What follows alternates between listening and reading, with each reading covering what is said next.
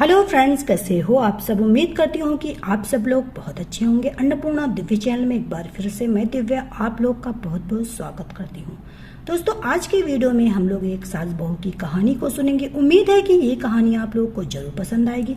कहानी थोड़ी सी भी पसंद आए तो वीडियो को लाइक कीजिएगा। चैनल पे पहली बार विजिट कर रहे हैं तो मेरे अन्नपूर्णा दिव्य चैनल को सब्सक्राइब कीजिएगा और इस कहानी को ज्यादा से ज्यादा शेयर कीजिएगा। तो चलिए फिर शुरू करते हैं।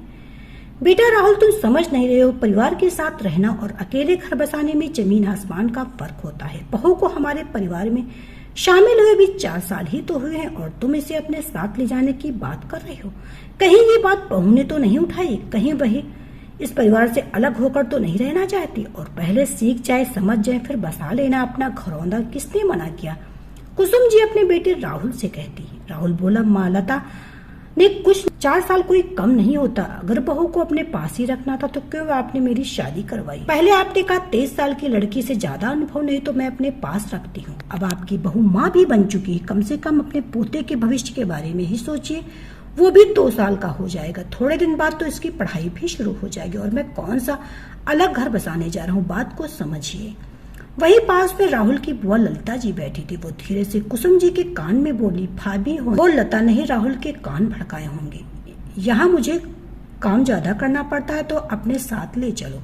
हमारा राहुल तो है ही सीधा साधा, आगे होगा बीवी की बातों में, सोच समझ कर फैसला लेना। तभी लता सबके लिए पकौड़े और चाय लेकर आई। सबको खामोश देकर बोली, क्या बात है, आप सब इतने खामोश क्यों हैं? ललिता जी बोली, जी अच्छा है, बहू आग लगाकर पूछती हो कि जला तो नहीं? लता बोली, बुआ जी मैं आपकी बातों का मतलब नहीं समझी। कुसुम जी बोली, बहू क्या तुमने राहुल को कहा कि तुम इसके साथ जाना चाहती हो? क्या यहाँ तुम्हें कोई दिक्कत है? इतने प्यार से तो हम तुम्हें रख रहे हैं, फिर भी तुम हमारी शिकायत करती हो। जब यहाँ हर चीज तुम पूछ पूछ कर करती हो तो फिर इसके साथ कैसे घर बसा पाओगी? तुम्हें आता ही क्या है? लता मुस्कुराकर बोली, मम्मी जी पहली बार मैंने इनसे कुछ भी नहीं कहा और दूसरी बात, रिश्तों को प्यार से संभालना मेरी माँ ने भी मुझे सिखाया है। अगर मैं आपसे कोई चीज पूछ कर करती वो इसलिए कि आपको ये नहीं लगे कि आपका इस घर में महत्व कम हो गया है। कुसुम जी बोली, बहू तुम्हारी माँ की बात अलग है, वो एक सुलझी हुई महिला है। लता मुस्कुराकर, मैं भी तो अपनी माँ की परछाई हूँ। मेरी माँ ने मुझे रिश्तों और घर को संभालना सिखाया है। मानती हूँ कि कम उम्र में शादी हो गई, पर माँ के बीमार शरीर ने उम्र से पहले ही सब कुछ सिखा दिया था। और एक बेटी जब ससुराल संभाल सकती है तो क्या पति का खरौंदा नहीं संभाल सकती? लता के जाते ही राहुल बोला, माँ ऐसा क्यों होता है कि हर बात के लिए जिम्मेदार बहू को ही समझा जाता है? शादी के 6 महीनों बाद ही दीदी को लेकर जीजा जी अपने साथ बेंगलुरु चले गए। उस वक्त आप बहुत खुश थे, जबकि उन 4 महीनों के लिए आपने उनके ससुराल वालों को कितना कोसा था। लता तो मेरे साथ 4 साल बाद जा रही है, ये भेदभाव नहीं है तो और क्या है? इतना कहकर राहुल भी चला गया।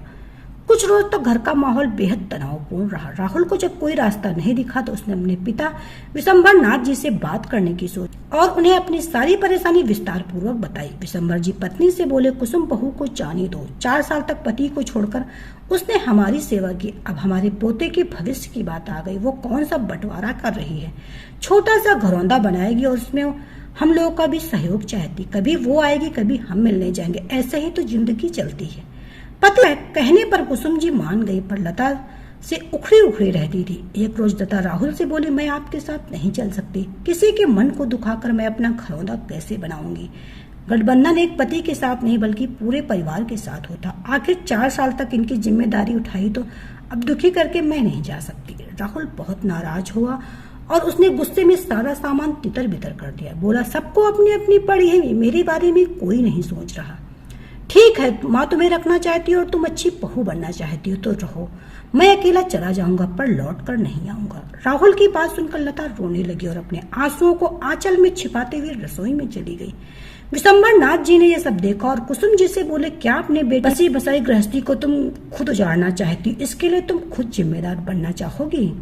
कुसुम जी कुछ कहते इससे पहले ही ललिता जी बोली, भैया ये कैसी बातें कर रहे हैं? अगर बहू चली गई तो सारी जिम्मेदारी भाभी पे आ जाएगी। विशंबर जी आश्चर्य से पत्नी की ओर देखे और बोले, क्या तुम इसी वजह से अपनी बहू को अपने बेटे के साथ नहीं जाने देना चाहती?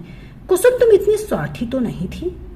ललिता जी कुछ कहती इससे पहले विशंबर नाथ जी बोले, ललिता तुम्हारे इसी व्यवहार के कारण आज तुम अपने बेटे बहू के साथ नहीं बल्कि अपने भाई के साथ रह रही हो। कुसुम हमने तो अपनी जिंदगी जी ली, बच्चों को अपने तरीके से जिंदगी जीने की आजादी कब दोगे? बहू बेटे अच्छे हैं तो उनका फायदा मत उठाओ, वरना दूसरों के बच्चे और हमारे बच्चों में क्या फर्क रह जाएगा। ऐसा ना हो कि हमारी हालत भी दूसरों जैसी हो जाए, आगे तुम्हारी मर्जी। इतना कहकर वो चले गए। ललिता जी अपनी राय देती इससे पहले कुसुम जी बोली, आप रहने दीजिए। आपकी बातों में आकर बेटे बहू को भी बुरी बनी और पति की नजर में भी मैं बुरी बन गई। सही तो कह रहे हैं आपके भाई। आज अगर मैं बेटे बहू का साथ देने से रोका तो ऐसा ना हो कि बुढ़ापे में पलटकर देखने भी ना आए।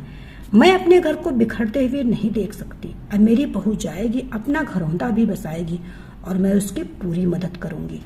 अगले दिन सब चुपचाप बैठकर चाय पी रहे थे। कुसुम जी बोली, राहुल तुम्हारे जाने का टिकट हो गया। राहुल बोला, एक टिकट करवाने में कितनी देर लगेगी माँ, और इस बार मैं अपना सारा सामान लेकर जाऊंगा। जब किसी को मेरी फिक्र ही नहीं तो बार बार यहाँ कर मैं सबको परेशान नहीं करना चाहता। कुसुम जी बोली, तो क्या बात हुई, तुम्हारी पत्नी की जिम्मेदारी तुम नहीं उठाओगे तो कौन उठाएगा। और वैसे भी बहू को जितना सिखाना था हमने सिखा दिया, अब आगे का रास्ता बहू खुद तय करेगी। और घरौंदा बसाएगी नहीं तो हम आकर देखेंगे कि आखिर बहू ने कितना सीखा। बहू तुम्हारे साथ जाएगी और देखना मेरी बहू नाक मत कटवाना। कभी तुम्हारे मायके वाले आएंगे तो कहे, लता तुम्हारी सास ने तुम्हें कुछ सिखाया नहीं था। माँ की बात सुनकर राहुल ने माँ को गले से लगा लिया। तो कुसुम जी बोली, देखो जीजी, आपने बीवी के साथ ले जाने के लिए कितना उत्साहित है। राहुल शर्माया तो लता दूर खड़ी मुस्कुरा रही थी। कुसुम जी ने अपनी बाहें फैलाई तो दौड़कर गले से लगकर बोली, मम्मी जी आप यहाँ अकेले कैसे रहेंगी। कुसुम जी बोली, बहू मुझे भी तो अपने पति के साथ पुराने वक्त बिताने का मौका मिलना चाहिए। ये सुनकर सब हंसने लगे। विशंबर नाथ जी बोले, कुसुम मैं जानता तो तुम एक सुलझी महिला के साथ एक ममता की मूर्त भी हो। कुसुम जी बोली, मुझे माफ कर दीजिएगा, मैं इतनी भी कठोर नहीं, मैं थोड़ा स्वार्थी हो गई थी, पर बच्चों का घर बसता हुआ देखकर माँ बाप की तरह मैं भी खुश हूँ। विशंबरनाथ जी हंसने लगे। ललिता जी विशंबरनाथ जी से बोली, भैया आपने मेरी आंखें खोल दी। मैं आज ही अपने बेटे से अपने बर्ताव के लिए माफी मांगी, शायद वो भी मुझे माफ कर दे। अंत भला तो सब भला। एक हफ्ते बाद राहुल परिवार के साथ हंसी खुशी चला गया। तो दोस्तों ये छोटी सी कहानी आपको कैसी लगी, उम्मीद है कि जरूर पसंद आई होगी। कहानी थोड़ी सी भी पसंद आए तो वीडियो को लाइक कीजिएगा। चैनल को पहली बार विजिट कर रहे हैं तो अन्नपूर्णा देवी चैनल को सब्सक्राइब कीजिएगा और इस कहानी को ज्यादा से ज्यादा शेयर कीजिएगा। तो चलिए फिर मिलते हैं नई कहानी के साथ नए वीडियो में। तब तक के लिए bye bye. Subscribe now and press the bell icon. Never miss an update.